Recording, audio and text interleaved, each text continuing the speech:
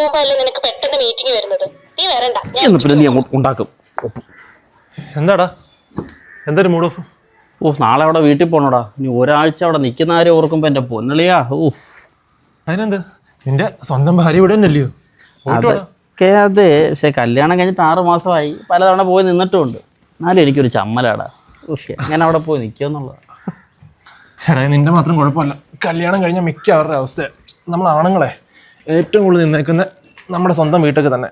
അവിടെ നിന്ന് മാറി നിൽക്കുമ്പോൾ നമുക്കുണ്ടാകുന്ന ഒരു ബുദ്ധിമുട്ടാണ്. അത് മാറിക്കോളും. ശരി. എടാ, സംഭവം അത് തന്നെ. പക്ഷെ ഞാൻ അവളോട് അതെങ്ങനെ പറയും? എനിക്ക് പറയാൻ പറ്റുമോ? അതുകൊണ്ട് ഞാൻ മീറ്റിംഗ് ആതാന്നൊക്കെ പറഞ്ഞങ്ങ് ഒഴിയും. അല്ലാതെ ഇപ്പം എന്ത് ചെയ്യാൻ പറ്റും? എന്തിന്? എടാ, അങ്ങനെയാണെങ്കിൽ നീ അവളുടെ കാര്യം ഒന്ന് ആലോചിച്ച് നോക്കി. ഒരു പരിചയമില്ലാത്ത നിന്റെ വീടും ചുറ്റുപാടും മനസ്സിലാക്കിയിട്ട് അവളെ സ്വന്തം വീട് പോലെ നിൽക്കുന്നില്ലയോ? ഇത് കുഴപ്പം എന്താ അറിയോ? നമ്മുടെ ആണുങ്ങൾക്കുള്ളിൽ ഒരു കംഫർട്ട് സോൺ ഉണ്ട്. അത് സ്വന്തം ഭാര്യ വീട്ടിൽ കിട്ടാതെ വരുമ്പോഴുള്ള ബുദ്ധിമുട്ടാണ്. നീ നാളെ ഒരു കാര്യം ചെയ്യണം. നിന്റെ സ്വന്തം വീട്ടിൽ പെരുമാറുന്ന പോലെ അവിടെ വീട്ടിൽ ചേർന്ന് പെരുമാറി നോക്കി. അപ്പം അവരും ഹാപ്പിയാവും, നീയും ഹാപ്പിയാവും. ട്രൈ ചെയ്ത് നോക്ക്.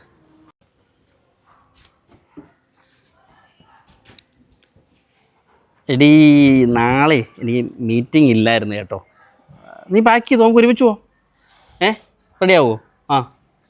ശരി ശരി ശരി, ഓക്കെ ഓക്കെ. അത്രേ ഉള്ളൂ കാര്യം.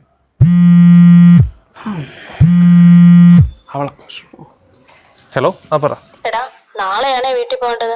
അവസാനം കഴിഞ്ഞ തവണത്തെ പോലെ എടീ, നാളെ എനിക്ക് വരാൻ പറ്റത്തില്ല. നാളെ തൃശ്ശൂർ മീറ്റിംഗ് ഉണ്ടോ, ഞാൻ പറഞ്ഞില്ലേ. അല്ലെങ്കിൽ നീ എന്റെ വീട്ടിൽ പോകുമ്പോഴല്ലേ നിനക്ക് പെട്ടെന്ന് മീറ്റിംഗ് വരുന്നത്. നീ വരണ്ട, ഞാൻ ഒറ്റയ്ക്ക് പോക്കോളാം. അവളാ അവിടെ വീട്ടിലൊന്നും വിശേഷം ഉണ്ടെന്ന്.